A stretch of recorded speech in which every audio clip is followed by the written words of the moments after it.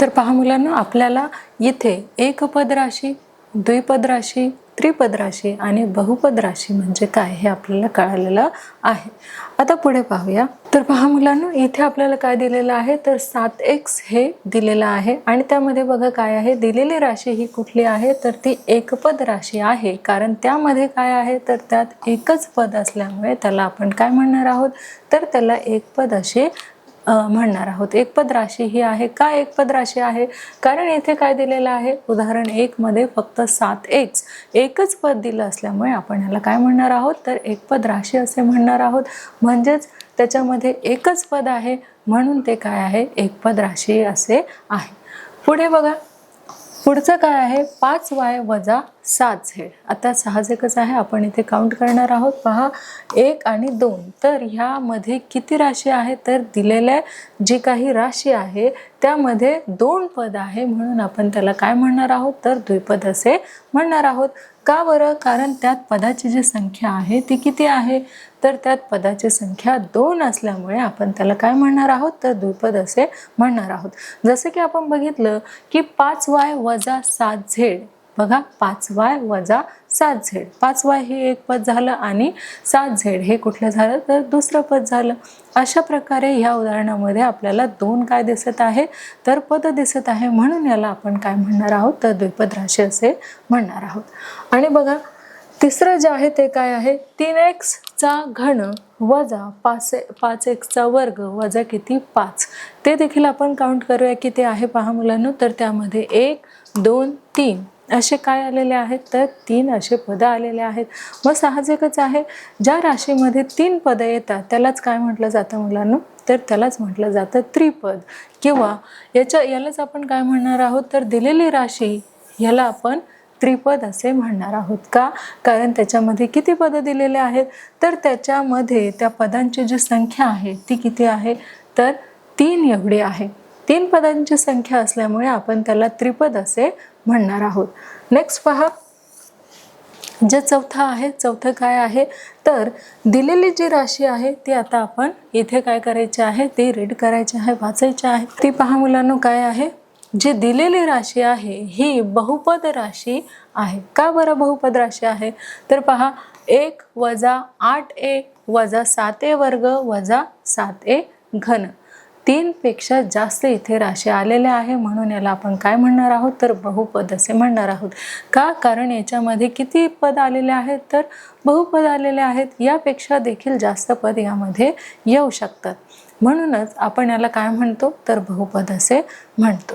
म्हणून पहा, दिलेली जी राशी आहे त्याला आपण काय म्हणू, बहुपद असे म्हणू. का त्याला बहुपद म्हणणार आहोत कारण त्यात पदांची संख्या जी आहे ती कशी आहे तर त्यात पदाची संख्या 3 पेक्षा जास्त असल्यामुळे आपण त्याला काय म्हणणार आहोत तर बहुपद असे म्हणणार आहोत.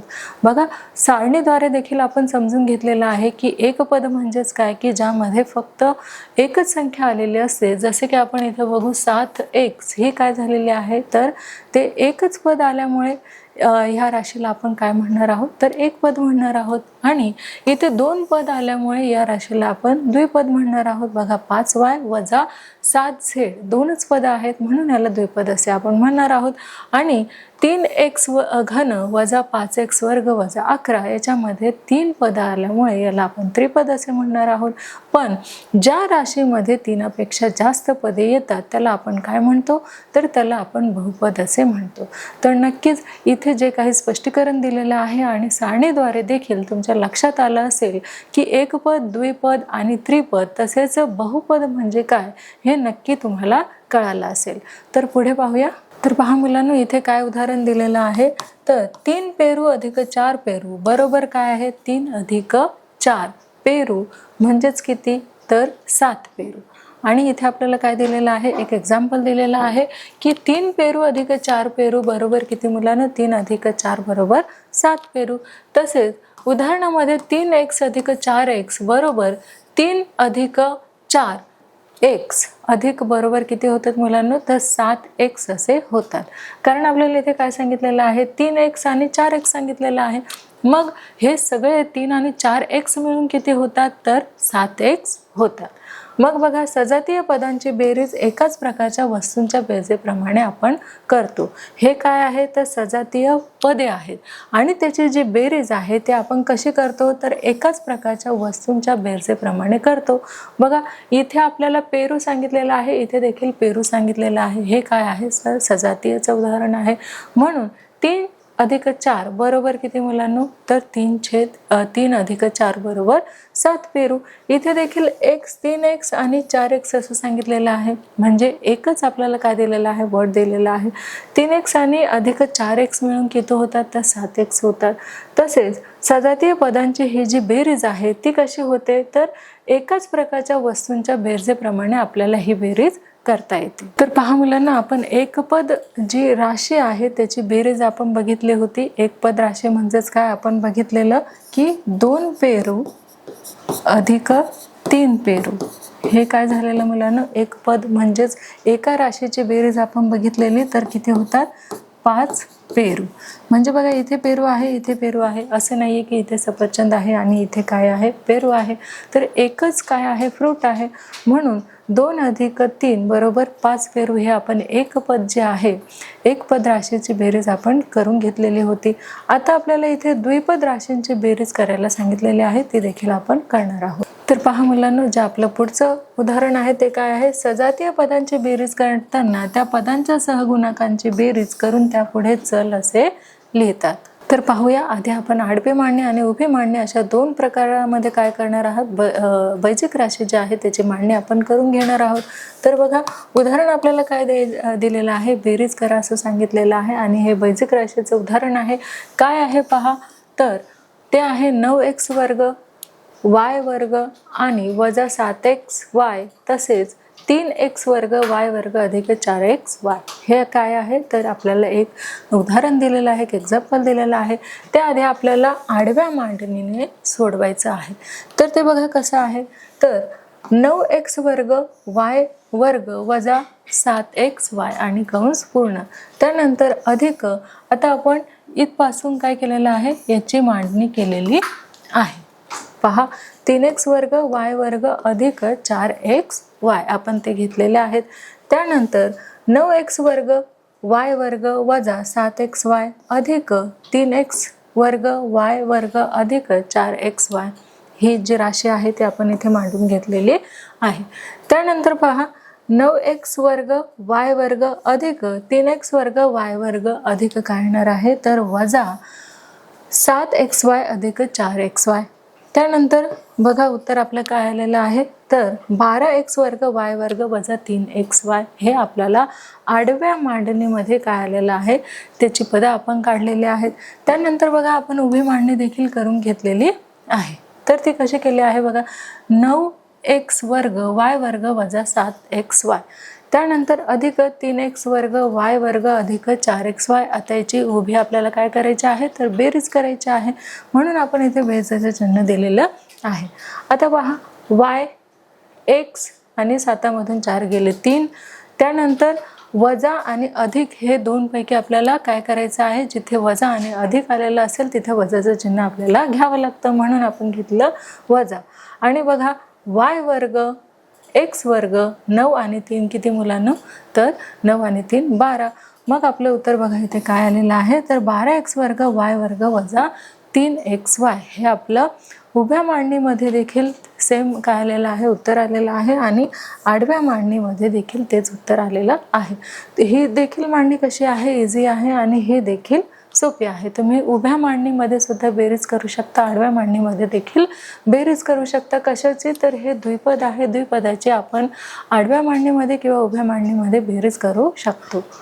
पुढे पहा मुलांनो, काय आहे 3x अधिक 7y. येथे दोन्ही पदे कशी आहेत सजातीय नाही आहेत आणि त्यामुळे त्यांची बेरीज बघा काय येते तर 3x अधिक 7y किंवा 7y अधिक 3x अशी काय करू शकतो आपण, ही जी पदे आहेत ती आपल्याला अशी लिहावी लागतात. हा बैजिक राशीचं आणखी एक उदाहरण जे आहे ते आपल्याला सॉल्व करायचं आहे. ते कुठलं आहे पहा, पहिलं जे आपलं उदाहरण दिलेलं आहे बैजिक राशीचं ते आहे 9p अधिक 16q. त्याच्याच काय सांगितलं आहे 13p अधिक 2q. हे काय आहे, द्विपद आहे जे आपल्याला इथे त्याची काय करायची आहे तर बेरीज करायची आहे. म्हणून पहा उकल काय आहे, वरील द्विपद राशीचे काय आहे, द्विपद राशीचे बेरजेचं उदाहरण आहे. म्हणून प्रथम आपल्याला काय करायचे आहे तर उभी मांडणी करायची आहे किंवा आडव्या मांडणीद्वारे देखील काय होतं तर आपल्याला योग्य उत्तर हे मिळतं. मग बघा इथे आपण काय केलेले आहे, इथे आपण उभी मांडणी केलेली आहे. हे जे पद आपल्याला इथे दिसत आहे हे पद कुठलं पद आहे तर ते द्विपद आहे. बघा हे झालं पहिलं आणि हे झालं दुसरं. म्हणजे हे जे द्विपद आहे त्याचे आपल्याला काय करायला सांगितलेले आहे, बेरीज करायला सांगितलेली आहे. तर बघा 9p अधिक 16q अधिक 13p अधिक 2q. आता आपल्याला माहिती आहे क्यू आपण इथे घेतलेले आहे. बघा 16 आणि 2 18, अधिकचं चिन्ह दिलेलं आहे. 13 आणि 9 किती मुलांना तर 22p. म्हणजे आपल्याला उत्तर किती मिळालेलं आहे पहा, 22p अधिक 18q. हे आपल्याला या द्विपद राशीचं जे काही आन्सर आहे ते आपल्याला मिळालेलं आहे. आपण हे जे आपलं समीकरण आहे त्याची आपण काय केलेली, उभी मांडणी केलेली. आणि आता आपण काय करणार आहोत तर आडव्या मांडणीद्वारे देखील हे जे समीकरण आहे, जे बेरीज राशीचं उदाहरण आपल्याला दिलेलं आहे ते आपण सॉल्व्ह करणार आहोत. तर बघा 9p अधिक 16q आणि दुसरं जे पद आहे ते आहे 13p अधिक 2q. मग आपण ते काय केलेले आहे, आडवी मांडणी आपण करून घेतलेली आहे. बघा 9p अधिक 16q कंस पूर्ण अधिक 13p अधिक 2q. मग बघा 9p अधिक 13p अधिक 16q आणि 2q. त्यानंतर पहा 13 आणि 9 22p आणि 16 आणि 2 18q. आपलं उत्तर काय आलेलं आहे तर 22p आणि 18q. हे आपलं द्विपद राशीचं जे बेरीज राशीचं आपल्याला उदाहरण दिलं होतं त्याचं द्विपद राशीचं उदाहरण जे एक्झाम्पल आपल्याला सॉल्व्ह करायला सांगितलं होतं त्याचं उत्तर काय आलेलं आहे की 22p अधिक 18q. हे आपलं उत्तर आलेलं आहे. जेव्हा आपण उभी मांडणी केली होती तेव्हा देखील 22p अधिक 18q हे उत्तर आलेलं होतं. आणि जेव्हा आपण आडवी मांडणी आता करून घेतलेली आहे इथे देखील आपलं काय आलेलं आहे, सेम उत्तर आलेलं आहे. सगळ्यात आधी काय करायचं आहे तर जे p वाले आहेत ते आपल्याला एकत्र घ्यायचे आहेत आणि मग q जे आहेत ते आपल्याला एकत्र करून घ्यायचे आहेत आणि त्याची बेरीज करायची आहे. साहजिकच आपल्याला काय मिळालेलं आहे, 18p अधिक 18q हे उत्तर आपल्याला मिळालेलं आहे. पुढे पाहूया. तर पहा मुलांना, जे दुसरं उदाहरण आपल्याला दिलेलं आहे ते दुसरं उदाहरण काय आहे तर 2a अधिक 6b अधिक 8c हे झालं पहिलं पद. आणि दुसरं पद बघा काय आहे, 16a अधिक 13c अधिक 18b हे झालं दुसरं पद. म्हणजे हे द्विपद राशीचं काय आहे, उदाहरण आहे. आणि ते आपल्याला बघा कसं सोडवायचं आहे. द्विपद राशींचं काय आहे, हे उदाहरण असल्यामुळे सर्वात पहिलं आपण काय करणार आहोत तर उभी मांडणी करणार आहोत. मग बघा पहिलं पद आपण इथे घेतलेलं आहे. पहिलं पद काय आहे पहा, 2a अधिक 6b अधिक 8c हे पहिलं पद आपण इथे मांडून घेतलेलं आहे. हे कुठलं झालेलं आहे तर हे झालं पहिलं पद. आता बघा हे जे दुसरं पद आहे ते आपण इथे मांडून घेतलेलं आहे. बघा अधिक जे आहे ते आपण इथे घेतलेलं आहे. बघा 16a अधिक त्यानंतर 18b अधिक 13c असं आपण काय केलेलं आहे उभ्या. तर पहा मुलांना, आपले जे दुसरं उदाहरण आहे ते काय आहे, 2a अधिक 6b अधिक 8c हे आपलं काय झालं तर हे पहिलं पद आपलं आहे. आणि आपले जे दुसरं पद आहे ते बघा मुलांना काय आहे, आपलं दुसरं पद आहे 16a अधिक 13c अधिक 18b. आणि आता हे काय करायचं आहे, हे द्विपद राशीचं काय आहे तर उदाहरण आहे. म्हणून त्याची आपल्याला बेरीज करायची आहे आणि ती उभ्या मांडणीद्वारे आपल्याला ती बेरीज करायची आहे. म्हणून बघा 2a पहा इथे 2a आहे अधिक आपल्याला काय करायचं आहे 6b अधिक 8c आपण हे घेतलेलं आहे. बघा पहिलं जे पद आहे ते आपण इथे लिहून घेतलेलं आहे. आणि आता सेम चल असणारी, समान चल असणारी जी काही पदे आहे आपल्याला ती त्याच्या खाली लिहायची आहे. पहिल्या पदाच्या खाली जे आहे ती समान पद असलेले काय लिहायचे आहे तर चल लिहायचे आहे. तर पहा इथे 16a आहे, आपण इथे 16a घेतलं, अधिक 18b आपण इथे 18b घेतलेला आहे, नंतर 13c म्हणजे समान चल असलेल्या संख्येवरती आपण काय घेतलेलं आहे ती संख्या आपण घेतलेली आहे. आणि याची आता आपल्याला काय करायची आहे तर बेरीज करायची आहे. मग बघा 13 आणि 8 किती तर 21c अधिक 18 आणि 6 किती, तर 24b. त्यानंतर पहा 16 अधिक 2 बरोबर किती, तर 18a. तर अशा प्रकारे आपण उभ्या मांडणीद्वारे आपल्याला जे काही बेसिक राशीचं उदाहरण दिलं होतं ते आपण इथे सॉल्व्ह केलेलं आहे. आता पुढचं उदाहरण बघूया. पहा मुलांनो, आपण आधी उभ्या मांडणीमध्ये काय केलेलं, जे आपलं उदाहरण होतं ते मांडून आपण ते सॉल्व्ह केलं होतं. ते कसलं होतं, तर द्विपद राशीचं होतं. हे देखील द्विपद राशीचं उदाहरण आहे आणि ते आपल्याला आडव्या मांडणीमध्ये मांडून ते आपल्याला सॉल्व्ह करायचं आहे. बघा, आता बेरीज आपल्याला कशी करायची आहे, तर आडवी मांडणी करून आपल्याला बेरीज करायची आहे. म्हणून बघा, कंसामध्ये 2a अधिक 6b अधिक 8c अधिक 16a अधिक 13c अधिक 8b. आता आपल्याला इथे काय करायचे आहे, कसली मांडणी करायची आहे, तर समान चले असलेले जे काही पदे आहेत ते आपल्याला एकत्र आणायचे आहेत. म्हणून 2a आपण इथे घेतले 2a. मग दुसरं a असलेला चल कुठला आहे, तर 16a आहे, म्हणून आपण इथे घेतला आहे 16a. मग a नंतर काय येणार आहे, साहजिकच b येणार आहे. मग b कुठला आहे, तर 6b आहे. आणि मग दुसरं जे चल आहे ते b असलेलं पाहिजे, तर ते कुठलं आहे, तर 18b आपण इथे घेतलेलं आहे. आता b नंतर c येणार आहे, म्हणून 8c आपण इथून घेतलेला आहे, इथे 8c घेतलेला आहे. आणि मग राहिले 13c, जे आपण इथे 13c घेतलेले आहेत. मग बघा, 16a आणि 2a मिळून किती होणार आहे, तर 18a होणार आहेत. नंतर 6b आणि 18b मिळून किती b होतात, तर 24b हे होतात. त्यानंतर पहा, 8c आणि 13c याची जर आपण बेरीज केली तर आपल्याला उत्तर काय मिळणार आहे, तर 21c हे आपल्याला उत्तर मिळणार आहे. तर पहा मुलांना, इथे आपण काय बघितलेलं आहे, तर उभ्या मांडणीमध्ये जे काही आपल्याला समीकरण सोडवलं होतं, आपण जे सॉल्व्ह केलं होतं, तसंच आपल्याला आडवी मांडणी करून देखील काय मिळालेलं आहे, सेम आन्सर मिळालेला आहे. कुठला, तर 18a अधिक 24b अधिक 21c हे आपलं समीकरण आपण इथे सॉल्व्ह केलेलं आहे. आणि आपल्याला दोघांमध्ये कसं मिळालेलं आहे, सेम उत्तर हे मिळालेलं आहे. पुढचे काही उदाहरणं पाहूया. तर पहा मुलांना, जे पुढचं उदाहरण आहे काय आहे, ते पूर्णांकाची वजाबाकी करताना एका पूर्णांकातून दुसरा पूर्णांक आपल्याला काय करायचा आहे, तर तो वजा करायचा आहे.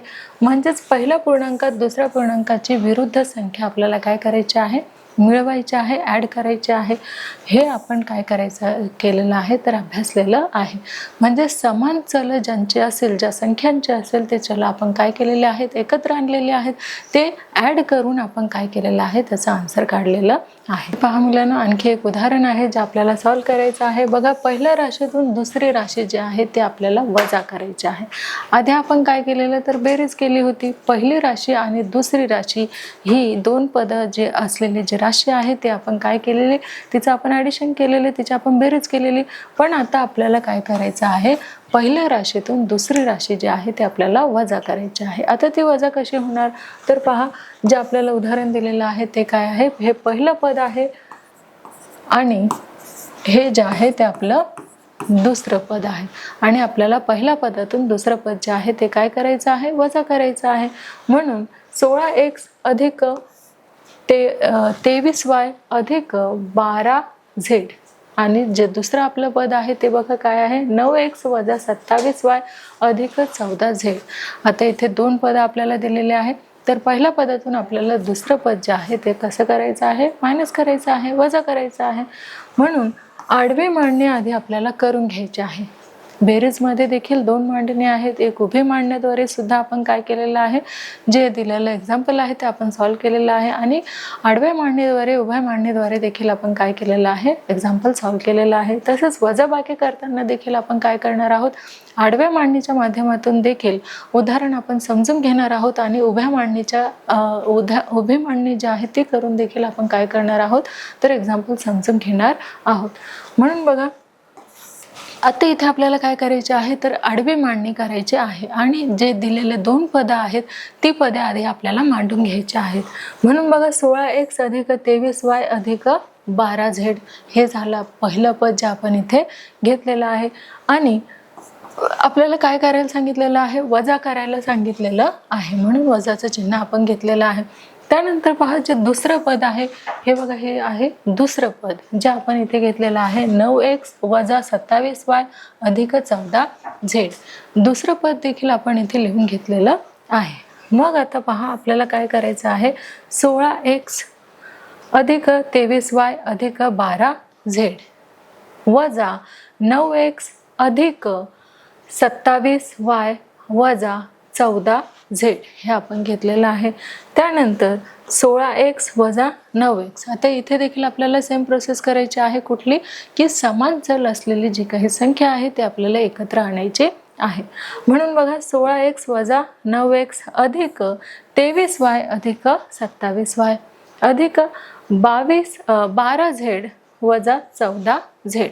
त्यानंतर पहा आपलं उत्तर काय आलेलं आहे तर 7x। कसं आलेलं आहे पहा, 16 तून 9 गेले 7x, त्यानंतर 23 आणि 27 50y आणि मग 12 तून 14 गेले किती, 14 तून 12 गेले किती मुलांना तर 2z। हे आपलं काय आलेलं आहे तर आडवी मांडणी करून आपलं हे उत्तर आलेलं आहे। आता हेच उदाहरण जे आहे ते आपण उभे मांडणी करून देखील सेम याच प्रोसेसने आपण काय करणार आहोत तर समजून घेणार आहोत। पहा मुलांनो, आपण आडव्या मांडणीद्वारे देखील काय केलं होतं, वजाबाकी दिलेल्या राशीची करून घेतली होती। आता जी काही आपल्याला राशी दिलेली आहे सेम तिचं काय करायचं आहे तर उभ्या मांडणीद्वारे देखील ते सॉल्व करून घ्यायचे आहे। म्हणून बघा 16x अधिक 23y अधिक 12z हे झालं पहिलं पद आणि दुसरं आहे बघा काय 9x वजा 27y अधिक 14z हे झालं दुसरं पद। आता हे आपल्याला काय करायचं आहे तर उभ्या मांडणीद्वारे सॉल्व करायचं आहे। म्हणून जी राशी वजा करायची आहे त्या राशीतील प्रत्येक पदाचे जे चिन्ह आहे ते बदलून काय होणार आहे तर बेरीज करावी लागणार आहे। म्हणून बघा 16x अधिक 9x अधिक 23y अधिक 12z। आता बघा x जे चल आहे ते आपल्याला एकत्रित आणायचे आहे। म्हणून 9x वजा 27y अधिक 14z जे समान चल आहे ते आपण एकत्र जी संख्या आहे ते आणलेली आहे। नंतर बघा 14 मधून 12 गेले किती उरले तर 2z। त्यानंतर वजा 23 आणि 27 50y अधिक 16 मधून 9 जर आपण मायनस केले तर 7x। तर पहा आपलं आपण जे काही राशी सोडवलेली आहे तिचं उत्तर काय आलेलं आहे तर 7x अधिक 50y वजा 2z हे आपलं उत्तर आलेलं आहे। तर पाहूया मुलांना, जे दुसरं उदाहरण आहे ते काय आहे तर 4xy वजा 9z आणि 3xy वजा 16z हे जे उदाहरण आपल्याला दिलेलं आहे ते आता आपल्याला सॉल्व करायचं आहे। बघा प्रथम उभ्या मांडणीमध्ये वजाबाकी आपल्याला करायची आहे आणि यामध्ये जी राशी वजा करायची आहे त्या राशीतील प्रत्येक पदाचे चिन्ह आपल्याला काय करायचं आहे बदलून बेरीज करावी लागणार आहे। म्हणून बघा 4x बघा 4xy हे ते आपण घेतले वजा 9z त्यानंतर अधिक 3xy वजा 16z आपण हे घेतलेले आहे। मग बघा वजा वजा किती होणार आहे तर अधिक होणार आहे। म्हणून 16 तून आपण जर 9 मायनस केले तर किती येणार आहे 7z अधिक 4 तून 3 गेले किती मुलांना तर xy। म्हणून आपलं उत्तर काय आलेलं आहे 1xy अधिक 7z हे आपलं उभ्या मांडणीद्वारे काय आलेलं आहे दिलेल्या राशीचं आपलं उत्तर आलेलं आहे। आता आपण काय करणार आहोत तर जे उदाहरण आहे पुढचं ते देखील आपण सॉल्व करणार आहोत। तर 4x वजा 9z आणि 3xy वजा 16z। तर आता आपल्याला काय करायचे आहे तर आडवी मांडणी करून आपल्याला याची वजाबाकी करायची आहे। आधी आपण काय केलेली उभी मांडणी केलेली आणि वजाबाकी केली होती। आता आडव्या मांडणीद्वारे आपल्याला वजाबाकी करून घ्यायची आहे। म्हणून बघा 4xy वजा 9z वजा 3xy 16z। मग बघा 4xy वजा 9z वजा 3xy अधिक 16z। मग बघा आता समान जे चल आहेत ते आपल्याला काय करायचे आहेत एकत्र आणायचे आहेत। म्हणून 4xy घेतले आपण, मग 3xy तेही देखील घेतले, त्यानंतर 9z आपण इथे 9z घेतलेले आहे, मग 16z आपण इथे घेतलेले आहे। आता पहा इथे 4 मधून 3 गेले 1xy अधिक बघा 16 मधून आपल्याला काय घालवायचे आहेत 9 घालवायचे आहेत मायनस करायचे आहे, म्हणून 7z आपल्याला इथे मिळालेलं आहे। तर अशा प्रकारे उभ्या मांडणीद्वारे आणि आडव्या मांडणीद्वारे देखील आपण काय केलेलं आहे हे समीकरण जे आहे ते समजून घेतलेलं आहे आणि त्याचं उत्तर जे आहे ते काय आलेलं आहे दोघ्याही मांडणीमध्ये सेम आलेलं आहे। बघा 1xy अधिक 7z हे दोन्ही मांडणी करून आपण हे जे आन्सर आहे ते आपण काढलेलं आहे. पुढे पाहूया. तर पहा मुलांना, आपण बैजिक राशीचं सर्वात आधी काय केलं होतं, तर बैजिक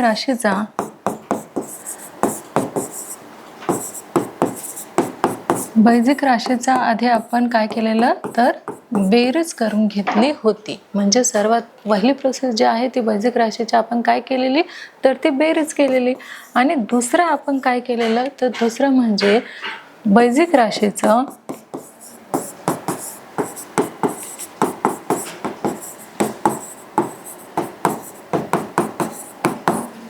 दुसरं म्हणजे काय मुलांनो, तर दुसरं म्हणजे बैजिक राशीची आपण वजाबाकी केली. सर्वात आधी जे आपण उदाहरणं सोडवले ते कसले होते, तर बैजिक राशीची बेरीज आपण आधी केलेली होती. उभी मांडणी आणि आडवी मांडणीद्वारे देखील आपण काय केलेले, दिलेले उदाहरण सोडवून दाखवले.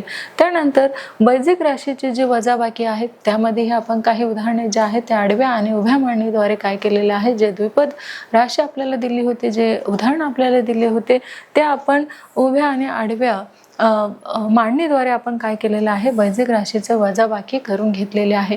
आणि आता तिसरा पॉईंट म्हणजे काय मुलांनो, तर तिसरा पॉईंट म्हणजे बैजिक राशीचा गुणाकार देखील आता आपण काय करणार आहोत, तर इथे शिकणार आहोत. तर पहा मुलांनो, इथे काय सांगितलेलं आहे, एक पदीला एक पदीने गुणणे. आता इथे एक पद दिलेलं आहे म्हणून त्या एक पदाला आपल्याला काय करायचं आहे, तर एकच पदाला गुणायचं आहे.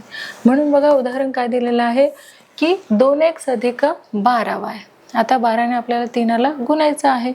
आणि मग इथे बघा काय आहे, 3 गुणिले 12 गुणिले x गुणिले y.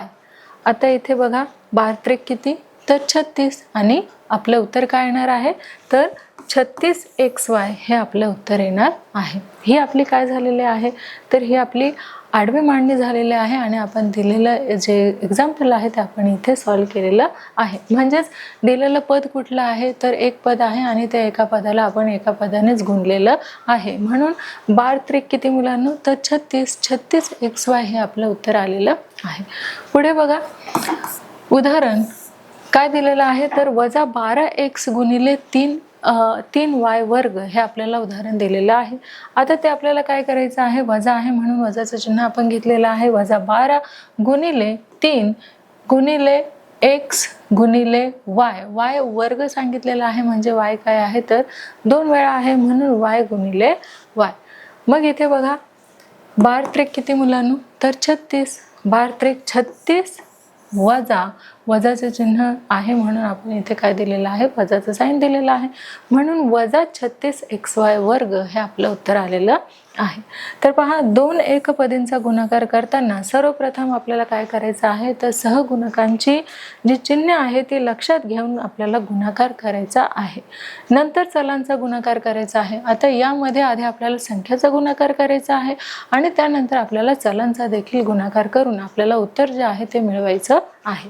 आता जे दुसरं आपलं एक्झाम्पल आहे ते काय आहे मुलांनो, तर द्विपदाला द्विपदीने गुणणं. आपण बघितलं होतं, जे पहिलं होतं ते आपण काय बघितलं, तर एक पदाने एक पदाला गुणणं. याचं देखील आपण जे एक्झाम्पल आहे, जे उदाहरण आहे ते सॉल्व केले होते. आणि आता इथे काय आलेलं आहे की द्विपदाने 2 पदाला काय करायचं आहे, आपल्याला गुणायचं आहे. मग बघा इथे काय दिलेलं आहे, तर उभी मांडणी आपल्याला करून जे द्विपद आहे त्याला आपल्याला काय करायचं आहे, त्याच पदाने गुणायचं आहे. पहा मुलांना, आपण पहिल्या पदाला काय केलेलं आहे, तर 5ने गुणलेलं आहे. पहा, 5 त्रिक 15x वर्ग आणि 5 चौक 20x वर्ग. अशा प्रकारे आपण काय करून घेतलेलं आहे, जे पहिलं आपलं पद आहे त्या पदाला आपण 5ने गुणून घेतलेलं आहे. म्हणून आपलं उत्तर काय आलेलं आहे मुलांना, 5 त्रिक 15x वर्ग आणि 5 चौक 20xy हे आपलं पहिल्या पदाचं काय आलेलं आहे, उत्तर आलेलं आहे. का? कारण त्याला आपण 5ने काय केलेलं आहे, त्याला आपण 5ने गुणून घेतलेलं आहे.